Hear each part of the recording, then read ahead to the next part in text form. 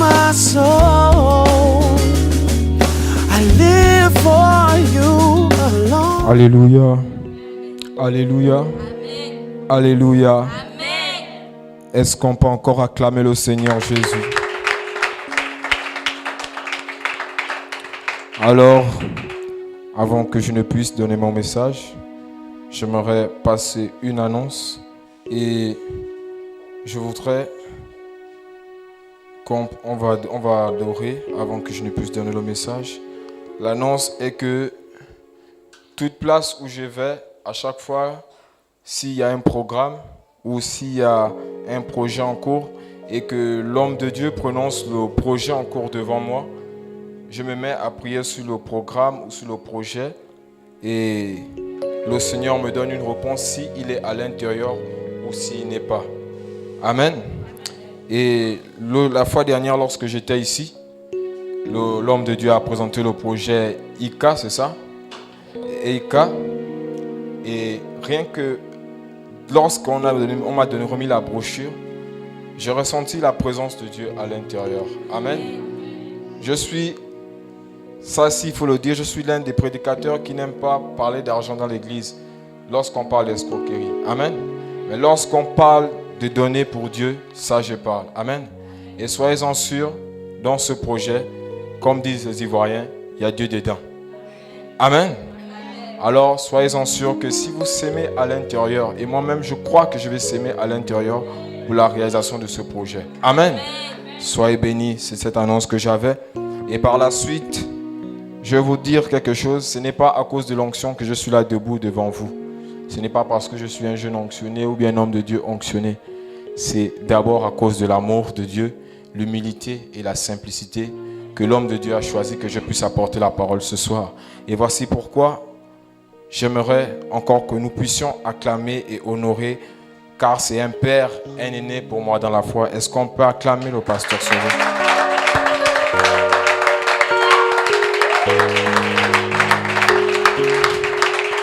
Amen. Amen. Tout homme de Dieu, lorsque tu vois un homme de Dieu marié être sur la bonne voie pendant plusieurs années, ce n'est pas parce qu'il est spécial ou parce que l'Esprit de Dieu est seulement sur lui. C'est vrai que c'est par l'Esprit que nous faisons toutes choses, mais lorsqu'il est marié et puis son ministère va de gloire en gloire, c'est parce qu'il a aussi une bonne femme. Est-ce qu'on peut acclamer pour la servante de Dieu?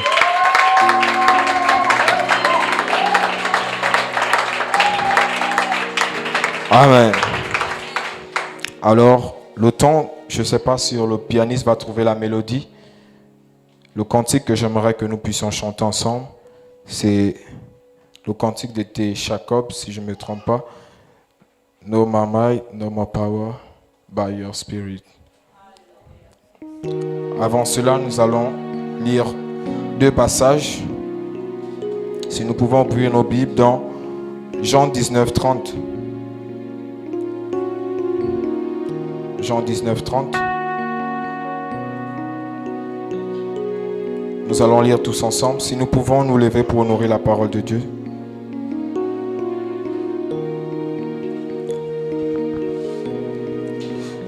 La parole de Dieu déclare dans Jean 19, 30. Quand Jésus eut pris le vinaigre, il dit, tout est accompli. Et baissant la tête, il rendit l'esprit. Amen. Alors nous allons prendre le deuxième passage qui est Romains 8, 37.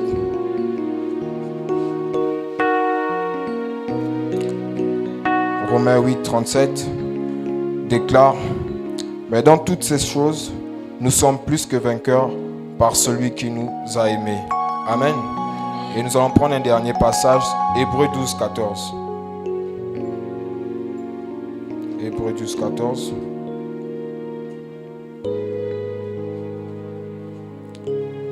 1, 2, 3.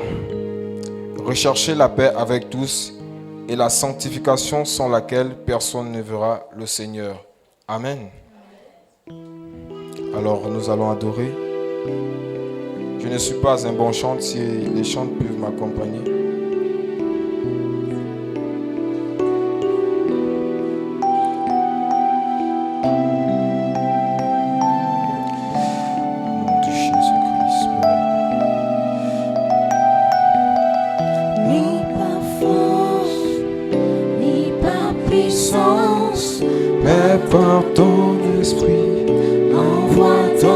esprit, ni par force, ni par puissance, mais par ton esprit.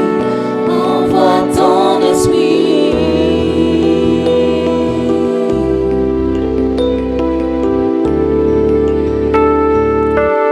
Envoie ton esprit, ni par force, ni par puissance, mais par ton esprit. Envoie ton esprit, ni par force, ni par puissance, mais par ton esprit. Envoie ton esprit.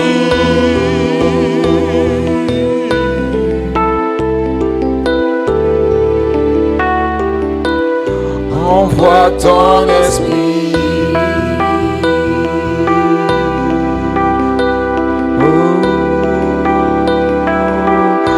Envoie ton esprit, ni par force, ni par puissance, mais par ton esprit. Envoie ton esprit, ni par force, ni par puissance, mais par ton esprit. Envoie ton esprit, ni par force, ni par puissance, Mais par ton esprit, envoie ton esprit.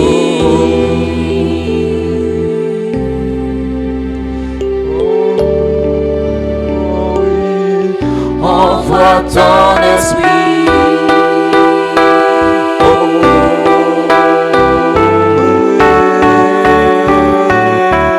Envoie ton esprit.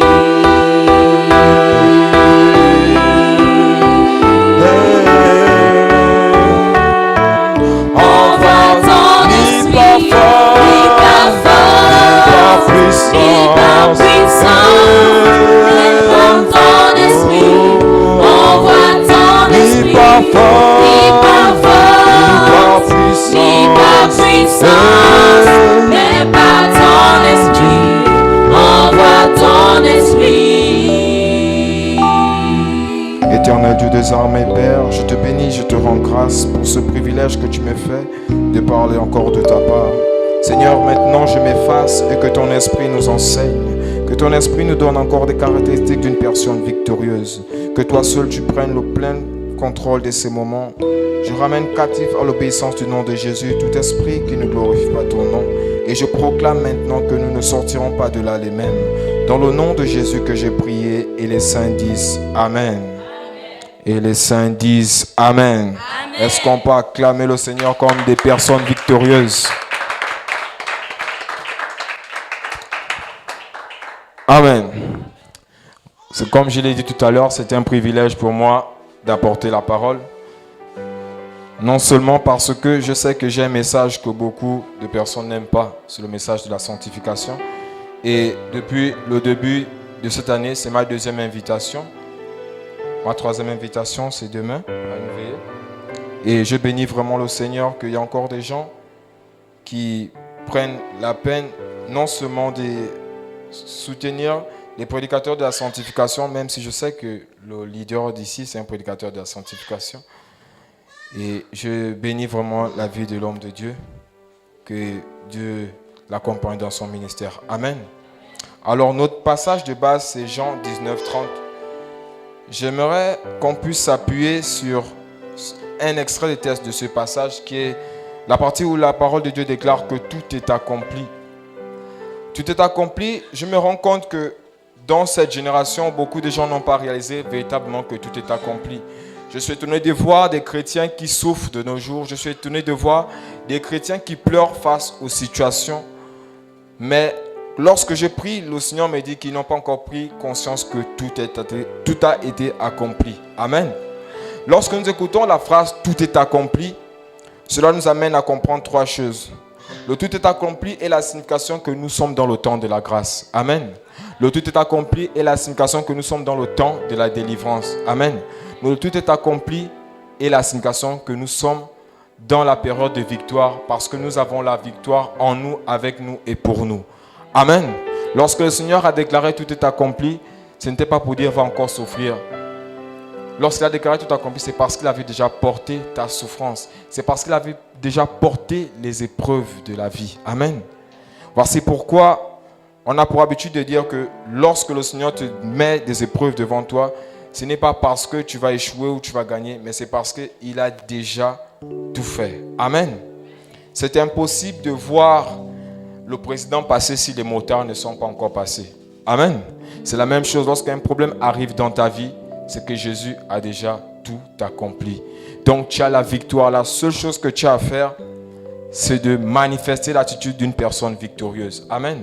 Et je me rappelle à une personne ce soir que ce n'est pas parce que tu as prié, parce que tu as jeûné, parce que tu as payé ta dîme, parce que tu as fait quoi que ce soit, que tu es béni ou que tu as la victoire face aux certaines épreuves. C'est parce que Jésus est déjà mort pour cela. Amen.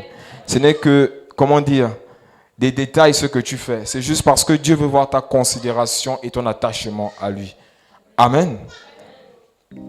Alors nous allons rentrer dans le but de nos messages. Voici une chose que j'aimerais souligner.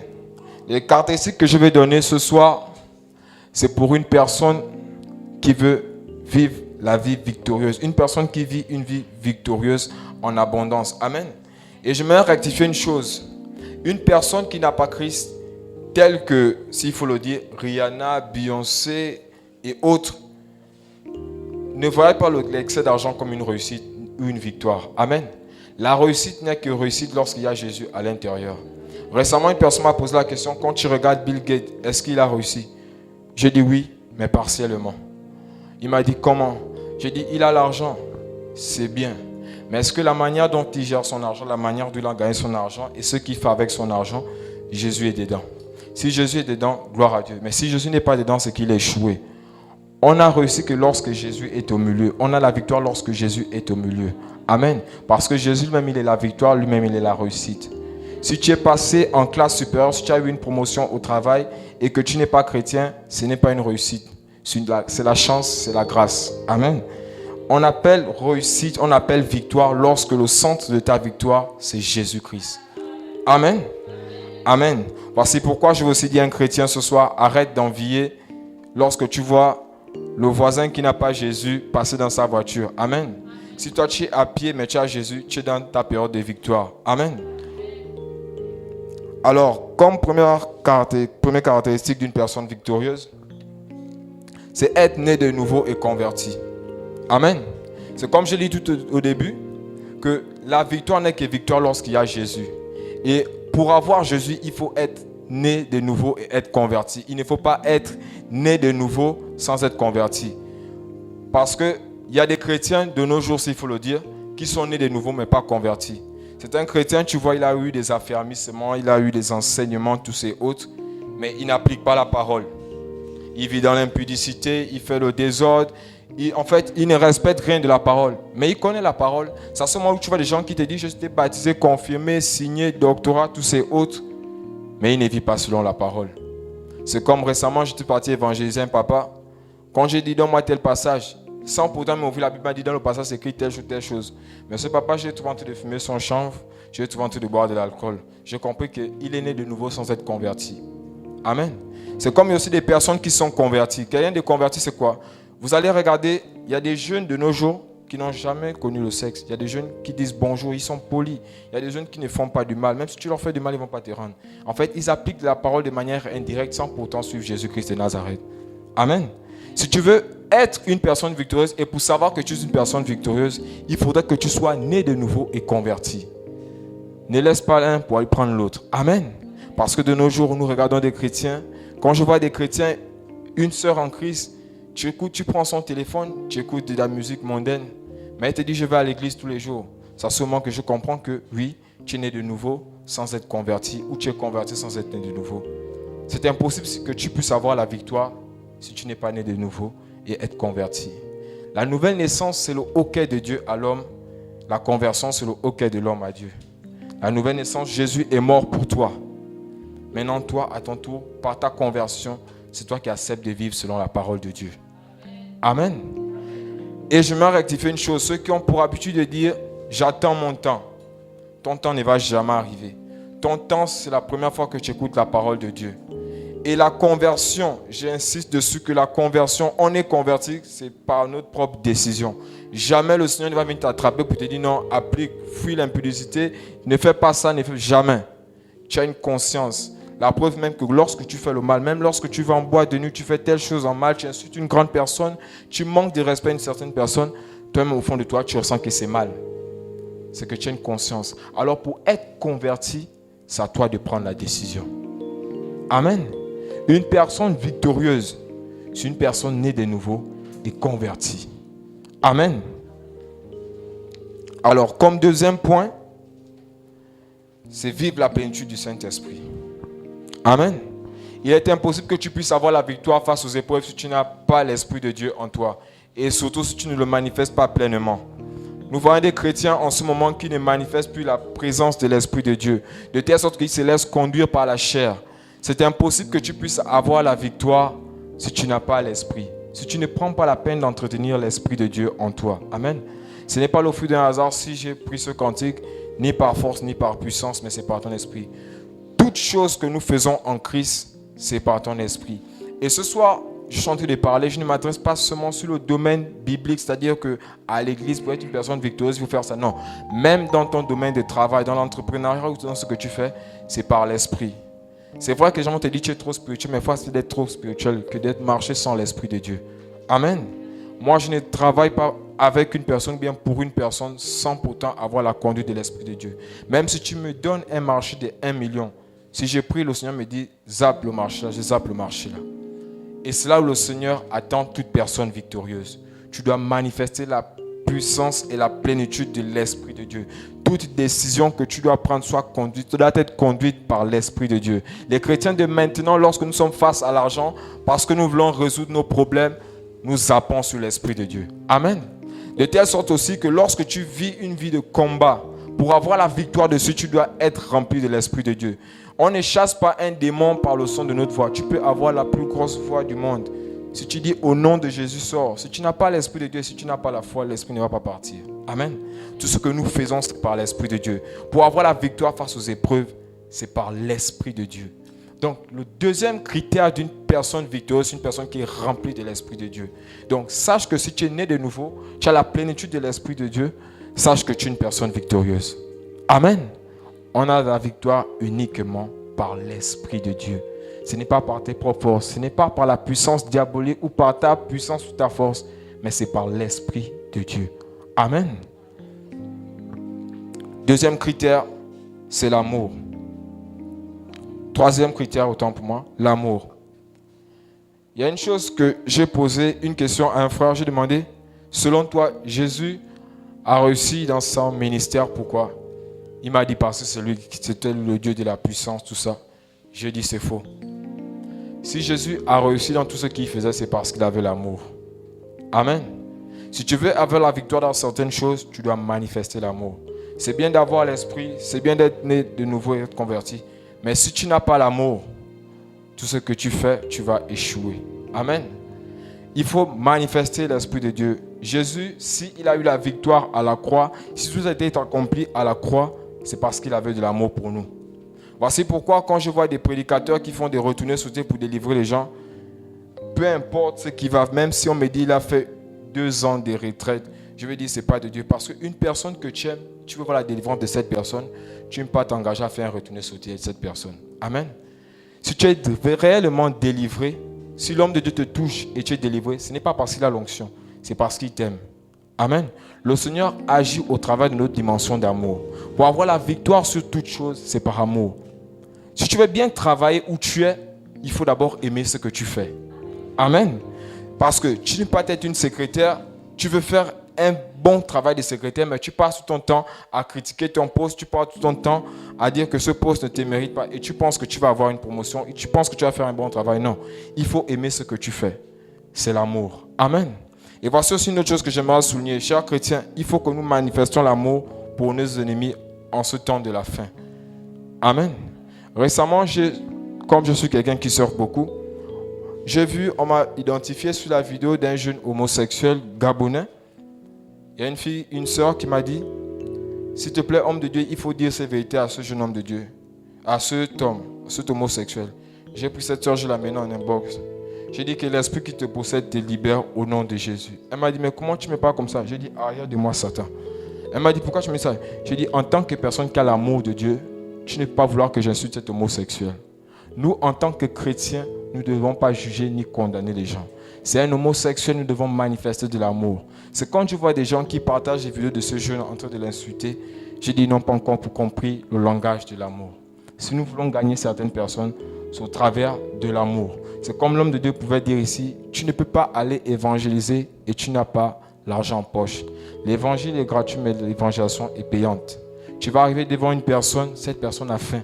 Tu vas venir dire Jésus t'aime, il va te dire moi j'ai faim. Tu as l'argent en poche, tu vas dire non mon frère, je vais t'apporter la parole. Non. L'amour, l'évangélisation, c'est un acte aussi. Il faut s'aimer dans la vie des gens. Amen. Une personne victorieuse, c'est une personne qui est remplie d'amour.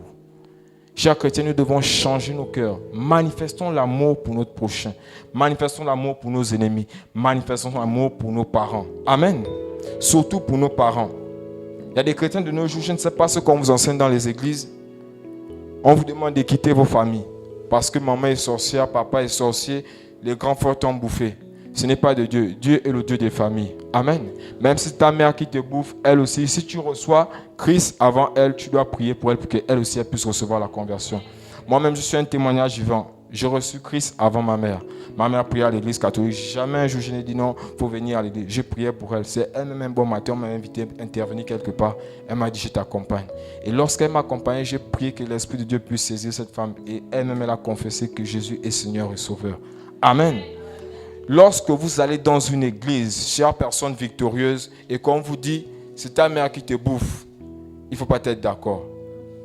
Même si c'est ta mère qui te bouffe, et ça c'est un conseil que je donne aux futurs serviteurs de Dieu, même si vous avez la révélation que c'est un parent qui mange une personne, nous sommes d'abord faits de chair. Tu vas me dire que c'est ma mère qui me mange, même si tu te dis tout de suite que je ne veux pas aller faire un tapage, automatiquement je vais aller faire un tapage.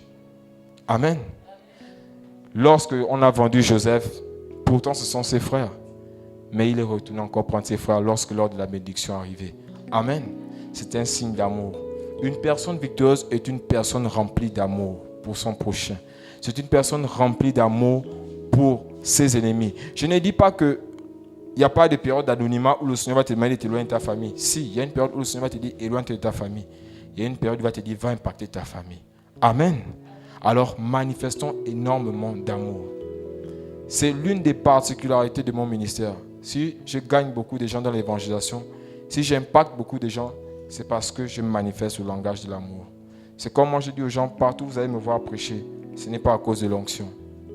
C'est parce que je suis personne, je me bats, je prie tous les jours au Seigneur. Moi mes prières, ce n'est pas Seigneur, bénis-moi beaucoup d'argent, non. Seigneur, chasse l'orgueil, la jalousie, l'hypocrisie, mets en moi un cœur d'amour, mets en moi un cœur d'humilité et de simplicité. Amen. Moi, j'aime l'amour. Voici pourquoi lorsque je vois ici expérimenter l'amour, je me sens directement à la maison. Amen. Une personne victorieuse est une personne qui manifeste de l'amour pour tout le monde, y compris même l'occultiste. Amen. C'est pourtant bizarre. À chaque fois que je dis aux gens que je crois qu'un occultiste peut se convertir, on me dit je suis fou. Je dis c'est parce que vous n'avez pas la compréhension que moi j'ai. C'est le langage de l'amour. Quand je vois où Dieu m'a pris, je sais qu'il peut aussi prendre plus loin que cela. Amen. Alors que Dieu vous bénisse. Comme quatrième caractéristique, c'est la sanctification. Amen. Certaines personnes voient souvent qu'ils ont des problèmes. Tu pries, mais tu ne vois pas la bénédiction. Tu vis des combats, pourtant tu te lèves, tu fais même des mini-veillées, mais tu n'as pas la victoire. Tous les jours, tu chasses cette femme de nuit, mais tu n'as pas la victoire. Tous les jours, tu pries pour qu'on puisse prendre ton dossier, mais tu n'as pas la victoire. C'est parce que beaucoup de chrétiens n'aiment plus vivre dans la sanctification. Amen. La sanctification, si vous ne le savez pas, la sanctification attire plus rapidement vos bénédictions. Amen. Il faudrait que nous puissions vivre dans la sanctification. C'est l'un des messages principaux que le Seigneur a donné lorsqu'il prêchait. Il ne prêchait pas d'abord la prospérité, il prêchait l'amour, la sanctification. Amen. Chers frères et sœurs, sanctifiez-vous. Et voici une chose que j'aimerais souligner. Lorsqu'on parle de sanctification, Des chrétiens TTS, trop spirituels, se disent que quand on parle de sanctification, le seul péché à laisser dans la sanctification, c'est l'impudicité. Amen. L'impudicité n'est pas le seul péché, chers chrétiens.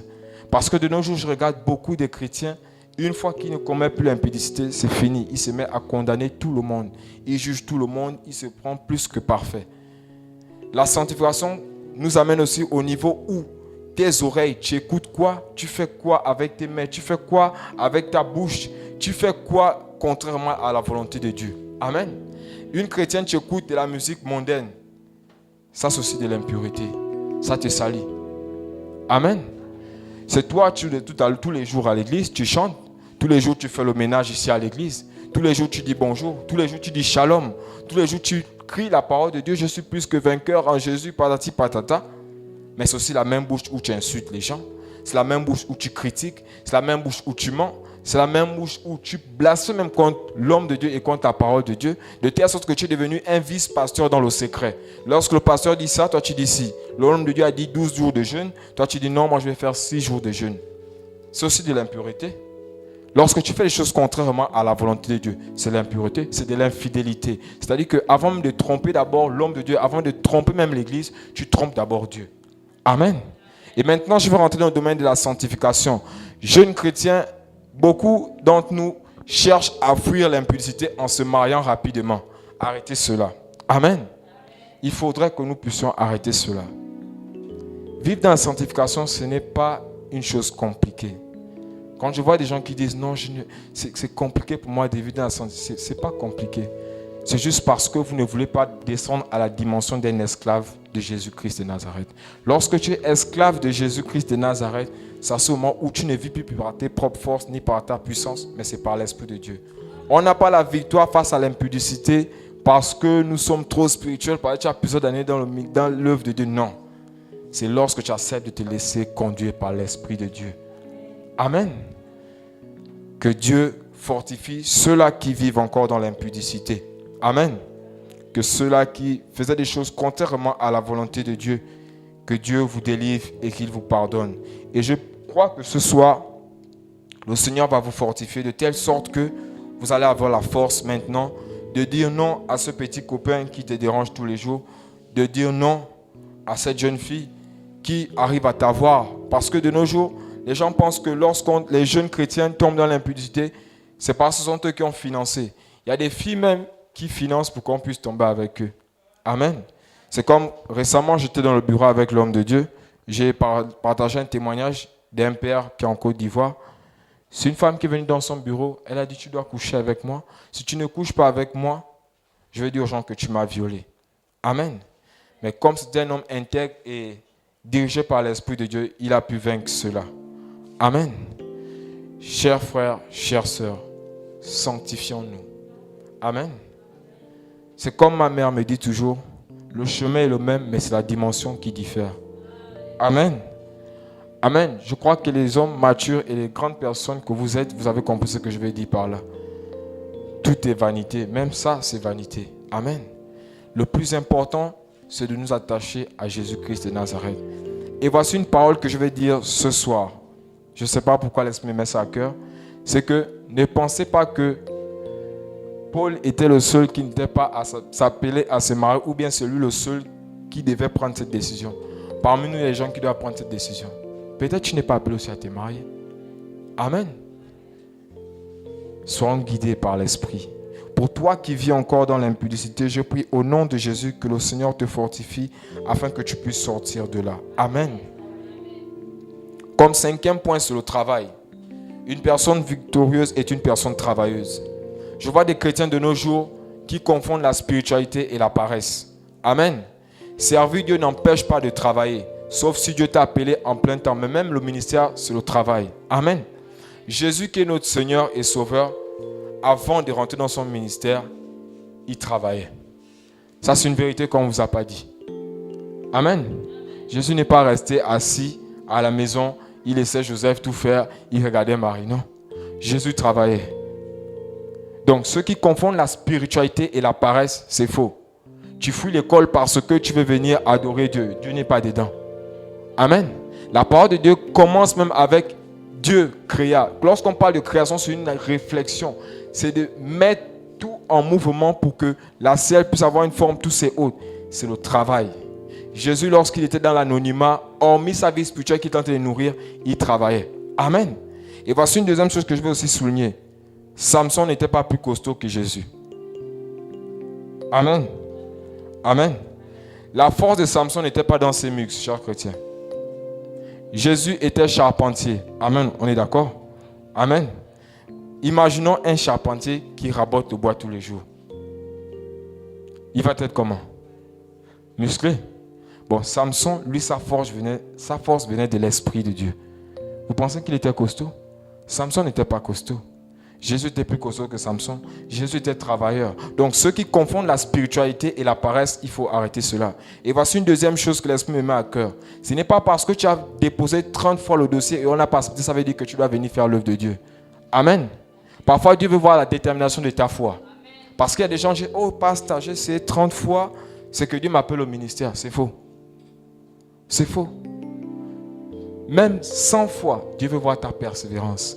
Une personne victorieuse est une personne travailleuse, une personne déterminée. Amen. Tu ne peux pas avoir la victoire si tu ne travailles pas. On reconnaît que tu as la victoire lorsque tu es face aux épreuves. Et on est face aux épreuves uniquement lorsqu'on travaille. Amen. Tu veux savoir que tu as la victoire comment? C'est tous les jours tu es seulement en train de prier, jeûner. Je ne suis pas contre ça. Mais après le jeûne et la prière, il y a des actes à poser. Est-ce que tu déposes des dossiers? Est-ce que tu travailles? Est-ce que dans le ministère, tu gères bien ton ministère? Est-ce que tu fais bien le ménage ici? Amen. Parce qu'on qualifie aussi une bonne femme. Parfois, il y a des gens qui laissent certains détails. Mais moi, chez moi, je reconnais aussi qu'une personne, quand je regarde une sœur, c'est même la manière qu'elle fait le ménage. Comme ça, quand elle me dit, oh, homme de Dieu, je vais prier pour mon mariage. Je dis, tu as vu la manière que tu fais le ménage? Non, oui. Tu n'es pas encore appelé à faire le mariage. Amen. Est-ce que vous travaillez encore? Nous confondons trop la spiritualité, nous confondons la chrétienté à la paresse. C'est comme je vois des jeunes chrétiens de nos jours, le jeûne, la prière, des frères trop spirituels. Frère, tu es juste en train d'aller en retraite. Pendant que toi, tu es en train d'aller à l'école, pendant que tu es en train d'aller dans les marches, il est toujours en retraite, en prière. Amen. Après le jeûne et la prière, il y a le travail. Il y a la vie qui continue. Même ici, si je ne me trompe pas, on ne paye pas les factures d'ici avec le parler en langue. Le pasteur n'a jamais décrété ici que l'on va faire un jeûne pour que la facture là-bas puisse s'effacer. Amen. C'est parce que derrière le ministère, derrière l'onction, derrière la puissance, le Seigneur nous recommande de travailler. Et si tu veux manifester la vie d'une personne victorieuse, il faudrait que tu puisses travailler. Amen. Une personne en ce moment qui est à la recherche du travail, je te dis que après ici, si tu peux déposer ton dossier, on va t'embaucher. Amen. Amen. Que Dieu vous bénisse. Et que ceux qui confondaient la spiritualité à la paresse, que Dieu vous libère de cela au nom de Jésus-Christ de Nazareth. Amen. Alors nous sommes dans le 6e point. Le 6e point, c'est de ce que je parlais. C'est le jeûne, la prière et la méditation. Tu ne peux pas avoir la victoire si tu ne jeûnes pas, si tu ne pries pas et si tu ne médites pas la parole de Dieu. Un chrétien qui réussit dans tout ce qu'il fait, c'est un chrétien qui connaît son identité. Amen. Quelqu'un qui a pris conscience de tout est accompli ne peut plus échouer dans la vie. Amen. Mais tu peux prendre conscience de tout est accompli comment? C'est lorsque tu jeûnes, tu pries, tu médites. Amen. Ce n'est pas mauvais de travailler, mais il faut aussi jeûner. Mais il faut vivre ce qu'on appelle l'équilibre. Amen. Jeûner, prier. Vous ne pouvez avoir la victoire que lorsque vous jeûnez, vous priez et vous posez l'action par la plénitude de l'Esprit de Dieu. Amen. Amen. Je vais vous donner un témoignage. Moi, personnellement, lorsque je commençais dans la photographie, tellement que j'étais déterminé, j'avais ma foi que non, je suis fort, je suis bon. Le Seigneur m'a dit, tu n'es pas bon. Si tu veux avoir les marchés, à chaque fois qu'une personne t'appelle pour te dire non, c'est oui, c'est Kendrick, tout ça. Oh, je disais oui. Il m'a dit, une fois que la personne raccroche que je te rappelle, rentre en prière. Parce que c'est uniquement lorsque tu vas faire cela que je vais faire en sorte que la personne revienne vers toi. Parce qu'il y a des clients de nos jours, lorsqu'ils t'appellent, ils te disent je te rappelle, ils ne te rappellent jamais. Mais moi, je faisais en sorte que cette personne m'appelle. Pourquoi? Parce que je priais, je jeûnais. Le Seigneur m'a dit, prie et jeûne. La personne va te rappeler. Et la personne me rappelait toujours.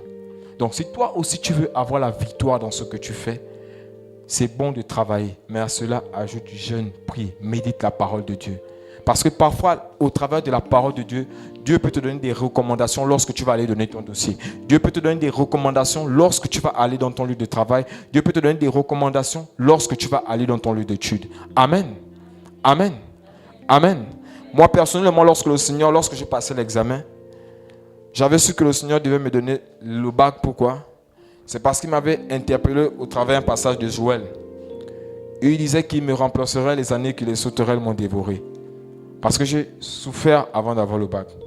J'ai repris plusieurs fois certaines classes. Ma professeure m'a dit, cette année, je vais remplacer les années que les sauterelles t'ont dévoré. Donc, même quand j'écrivais déjà, on me demandait, c'est comment tu as aujourd'hui, j'ai dans l'examen. On me demandait pourquoi. J'ai dit, parce que le Seigneur, quand j'ai prié et je méditais, il m'a parlé au travers de la parole de Dieu. Amen. Mais tu ne peux pas avoir cette joie si tu ne médites pas la parole de Dieu. C'est bien beau de dire, je suis dans la victoire, mais il faut jeûner et prier pour avoir des révélations avant même que les choses ne puissent arriver. Un chrétien, ce n'est pas quelqu'un qui vit les choses du jour au jour. C'est quelqu'un qui voit les choses venir avant. Amen. Je ne crois pas que l'homme de Dieu, chaque jour quand il vient ici, il vous dit, bon, ce soir on est en jeûne. Non. Il vous dit au moins 1 semaine ou 2 semaines avant qu'on va rentrer en jeûne. C'est parce qu'il a prié, il a eu la révélation de ce qui doit être fait. Amen. C'est la même chose avec toi. Dans tout domaine de ta vie, pour avoir la révélation de ce que tu dois faire, c'est parce que tu dois prier d'abord et méditer la parole de Dieu. Le Seigneur doit te parler sur comment tu fonctionnes. Moi, personnellement, lorsque je suis venu ici, moi, j'ai 2 signes qui m'accompagnent. Quand Dieu m'attend quelque part pour prêcher, il y a 2 signes qui m'accompagnent. Soit je reçois le message en retard, c'est-à-dire un jour avant ou même le même jour. Ou encore, il pleut, à la veille ou bien le jour J. Amen. Et personnellement, chez moi, lorsque je sortais du culte, j'ai vu la pluie. J'ai dit, c'est que Dieu m'attend là-bas à la maison. Amen. C'est parce qu'il y a un homme de Dieu qui devait m'accompagner aujourd'hui, il était occupé. Il devait vous témoigner qu'à chaque fois qu'on part, je dis, on m'a invité quelque part, il me dit, là, il faut qu'on apprête encore 2 chaussures parce qu'on va marcher dans la boue. Je dis, pourquoi tu dis ça? Non, toi, à chaque fois qu'on part prêcher quelque part, il pleut. Amen. C'est parce que je suis un homme de prière. Chacun de nous a ses signes. Et le message, je l'ai reçu rien qu'hier. Amen. Ça, je suis que le Seigneur m'attendait ici. Mais comment je peux savoir que ça sont les signes qui m'accompagnent? C'est dans le jeûne, la prière, la méditation. Amen. Chaque chrétien ne marche pas comme des mondains. C'est le mondain, quand il marche, il ne sait pas ce qu'il va faire, il ne sait pas ce qui va l'arriver. C'est comme je suis étonné de voir des chrétiens de nos jours, tu es face à la mort. Tu cries comme si, je ne sais pas. Un chrétien, tu as peur de mourir, c'est anormal. Un chrétien qui a peur de mourir, sait où il va aller. Il sait qu'il n'est pas en conformité. Parce que quelqu'un qui voit le camion venir, tu sais que Dieu t'a parlé que non, tu vas mourir demain. Quand tu vas, tu dis, oh merci Seigneur, enfin tu viens me prendre. Mais tu vois un chrétien, lorsqu'il est face à la mort, il crie. Tu es face aux épreuves, tu cries. On te vole quelque chose, tu cries. Mais le Seigneur, si tu avais prié, le Seigneur doit te révéler que tu vas perdre quelque chose. Amen. Chers chrétiens, ne soyons pas dans le présent, soyons dans la révélation. Amen. Il faut prier pour les jours à venir. Amen. Jésus, s'il a reçu son ministère, c'est parce que chaque seconde chez lui était chronométrée. Amen. Même lorsqu'il se courbait, c'était pour la gloire de Dieu. Vous allez lire toute la marche de notre Seigneur. Tout était synchronisé. Il allait à gauche, il allait à droite et tout marchait. Pourquoi? C'est parce qu'il priait à la veille. Il méditait à la veille et il jeûnait à la veille. Amen. Une personne victorieuse est une personne qui jeûne, qui médite la parole de Dieu. Amen. Chers chrétiens, prions. Je sais qu'on a du mal à prier de nos jours. C'est difficile de se réveiller. C'est difficile de laisser le téléphone pour aller prier. C'est difficile même lorsque tu as fait quelque chose d'intéressant. On est plus connecté sur WhatsApp qu'à la présence de Dieu. Amen. Moi, je suis connecté tout le temps, mais je ne crie pas tout le temps. Si je remarque que tu m'écris tout le temps et tous les jours et à toutes les heures, je vais me lasser de toi. Amen. Parfois, je fais exprès d'être connecté tous les jours pour voir des gens avec qui je peux marcher. Il y a des gens qui m'écrivent tous les jours. Et je dis, toi, tu ne montes pas marcher ensemble. Parce que tu es plus connecté à Facebook qu'à Dieu. Amen. Soyons connectés à Dieu et nous allons manifester une vie victorieuse. Et on peut être connecté à Dieu comment? En communiquant avec lui au travers de la prière, au travers du jeûne et de la méditation. Parce que Dieu nous répond tantôt d'une manière, tantôt par sa parole. Amen. Alors, comme 7e critère, les personnes victorieuses sont des personnes fortes. J'ai pris l'exemple de Samson, c'était pour ce point-là. Quand on parle de force en Christ, on ne parle pas de la démonstration des muscles. Amen. Quand on parle de force en Christ, on parle d'abord de la simplicité. Une personne forte en Christ, c'est une personne simple. De nos jours, les chrétiens, nous sommes trop complexés. Nous sommes trop complexés. Tu ne peux pas être fort si tu es trop complexé. C'est-à-dire que les choses du monde vont prendre le dessus sur toi. Tu vois un nouveau téléphone, tu veux prendre le même téléphone. Tu vois une nouvelle voiture, tu vas avoir la même voiture. Tu vois une nouvelle robe, tu vas avoir la même robe. Ça te domine dessus sans te rendre compte. Mais quelqu'un de simple, quelque chose sort à peine, quelque chose même qui est de l'actualité. Une fois qu'il a allô, il a de quoi s'écrire, il se limite là. La simplicité. C'est ça la force d'un chrétien. C'est ça la force d'une personne victorieuse. Elle est simple. La deuxième chose, c'est l'humilité. Une personne victorieuse est une personne remplie d'humilité. Quelles que soient les circonstances, tu es humble. Amen. Moi, il arrive souvent des épreuves où on me traite de faux sur les réseaux sociaux. Non, tu es un sorcier, tous ces autres. C'est comme il y a 20 ans, j'enseignais beaucoup sur le ministère de la femme. On me disait non, je suis un sorcier parce que j'ai fait prêcher la femme Jézabel. Je dis, il n'y a pas de souci. Mais dans cette humilité-là, malgré qu'ils m'insultaient tous ces autres, parmi eux, j'ai gagné 50% de ceux qui me traitaient de sorciers. Amen. L'humilité, c'est vraiment important, chers chrétiens. Nous sommes trop remplis de nous-mêmes. Le moi. Même à l'église, tu veux qu'on puisse savoir que c'est toi qui as fait le ménage. Parce que l'orgueil, c'est déjà partout à l'église. C'est ce qui me dépasse.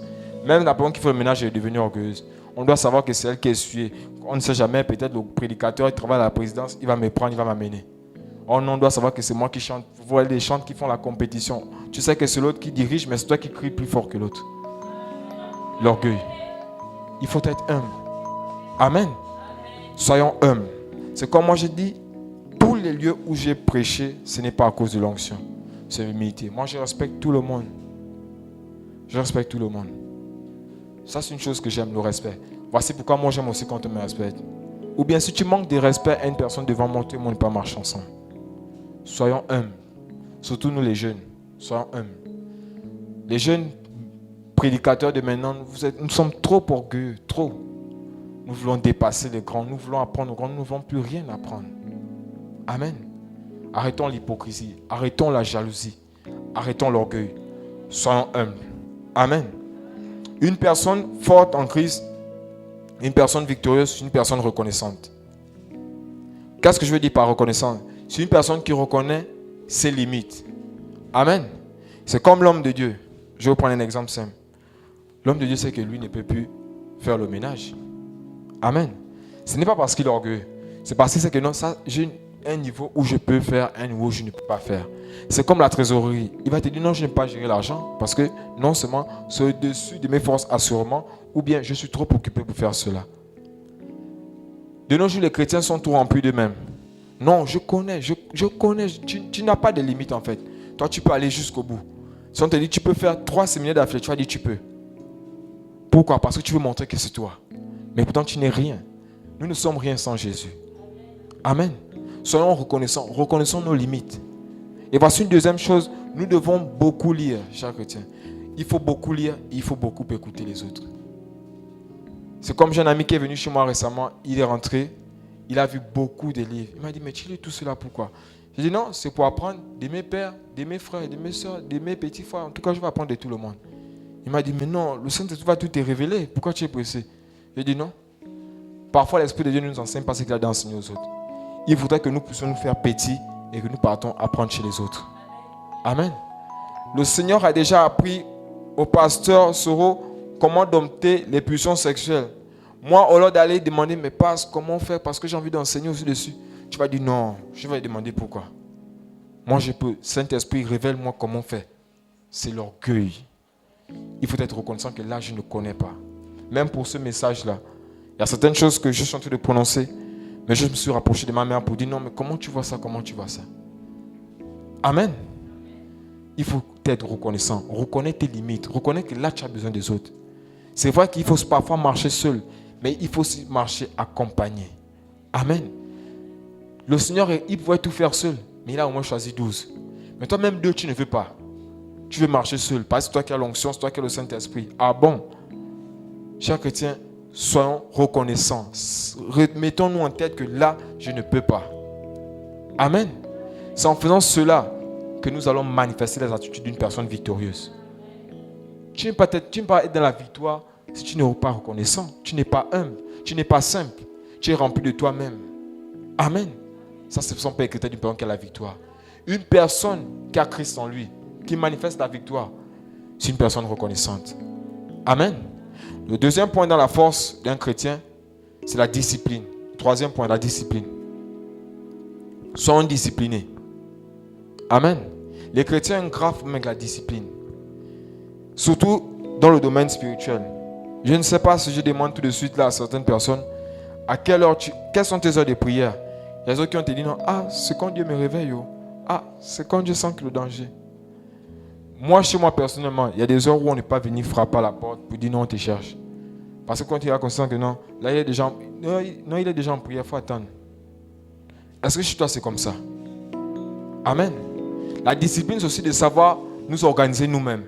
Chez toi, c'est le cafouillage total. Tu ne fais pas l'ordre. Il y a le désordre. La télé se trouve aux toilettes. Le désordre se trouve dehors. La discipline, c'est aussi l'ordre. Une personne victorieuse, c'est une personne disciplinée. Vous voyez, même lorsque le roi David allait au combat, il ne partait pas que non, le Saint-Esprit nous accompagne, Dieu nous accompagne, allons-y, non. Il faisait d'abord asseoir ses généraux. Ils établissaient un plan, la discipline, l'ordre.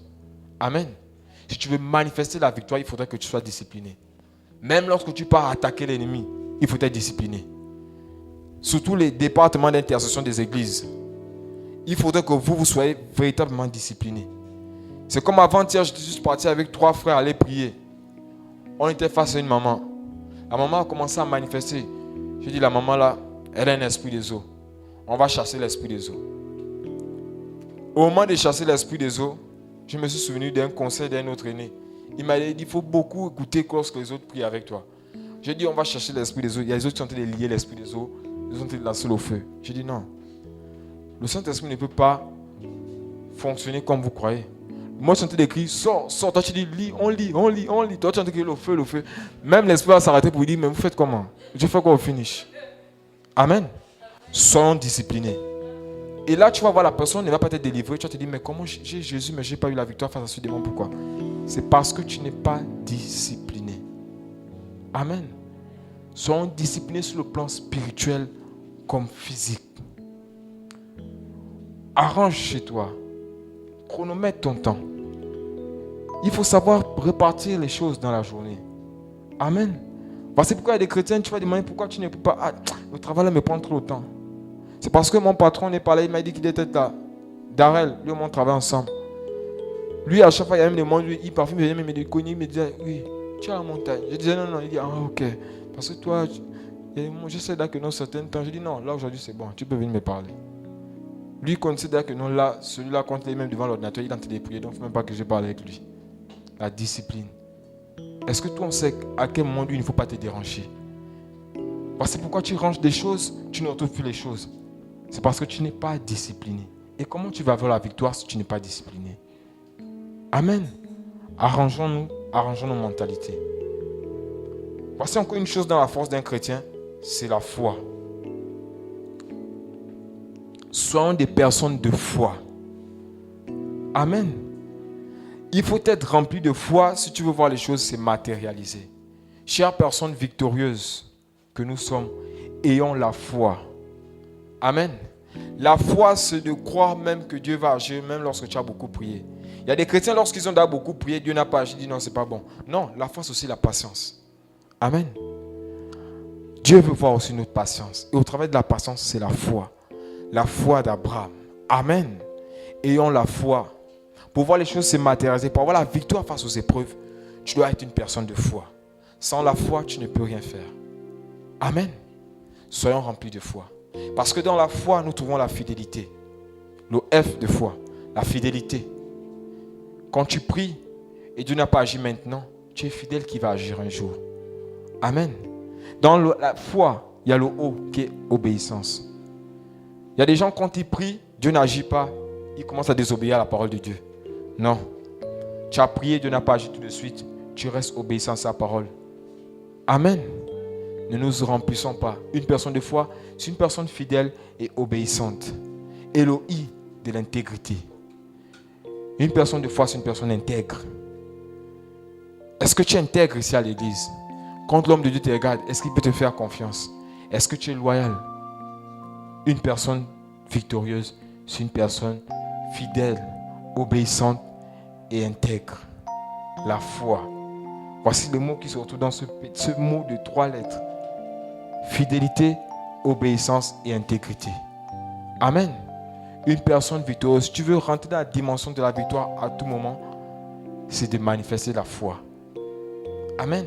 Alors comme je disais, une personne victorieuse, sa force se trouve dans la simplicité, l'humilité, la reconnaissance, la discipline et la foi.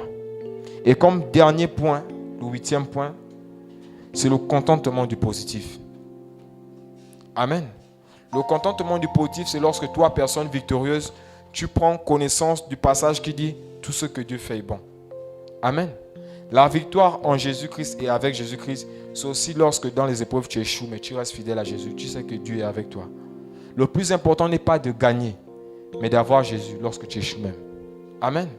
Et lorsque tu échoues, il faut toujours chercher l'enseignement qui se cache derrière. On n'échoue pas pour rien. Parce que je ne sais pas qu'elle dit aux chrétiens qu'on va réussir tous les jours. Amen. Ou bien lorsque tout va mal, il y a beaucoup qui abandonnent le Seigneur. Non. Il faut avoir le contentement du positif. Regardez Job. Lorsque tout allait mal, il est resté positif. Ça, c'est l'attitude d'une personne victorieuse. Même dans les moments difficiles, il sait qu'il a de la victoire. Amen. Amen. C'est comme le Seigneur, l'homme de Dieu l'a dit ici, que la prospérité, prospérer à tous égards, ce n'est pas d'avoir l'argent, tout ça.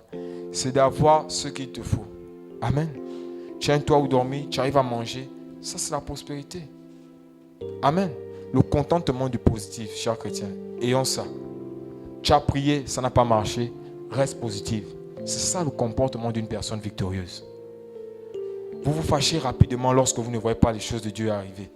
Lorsque Dieu n'agit pas, tu te fâches. Lorsque Dieu n'agit pas, tu dis non, ça c'est pas Dieu. Non. Parfois Dieu aussi permet les difficultés. Parfois Dieu permet les échecs dans ta vie. Mais en tant que personne victorieuse, tu restes positif. Le contentement du positif. Tu échoues à l'école, tu restes positif. C'est comme moi, lorsque j'étais en seconde. C'est un témoignage que je donne souvent aux étudiants, aux élèves quand je m'en vais les édifier. Quand j'étais en seconde, non seulement j'ai commencé en retard, j'ai échoué les 2 premiers trimestres avec des moyennes horribles. Mais je suis resté positif. Il y a des gens qui m'ont dit, mais toi, tu primes encore pour rien. Là, il faudrait que tu puisses avoir un 15 pour passer en classe supérieure. J'ai dit, je reste positif, je suis une personne victorieuse. Amen. Et je n'ai même pas fourni beaucoup d'efforts. Le Seigneur m'a justifié au 3e trimestre. Je suis placé en classe supérieure. Parce que je suis resté positif. Je sais que j'ai la victoire en moi. Amen. Soyons positifs. Dans les hauts et les bas, soyons positifs. Amen. Alors, ce sont ces 8 points que j'avais à vous donner. Et voici une chose que j'aimerais ajouter. Ce n'est pas le fruit d'un hasard si j'ai choisi 8 points. C'est parce que dans le langage biblique, le chiffre 8, c'est le chiffre de l'alliance. Quand tu regardes 8, c'est 2 anneaux collés.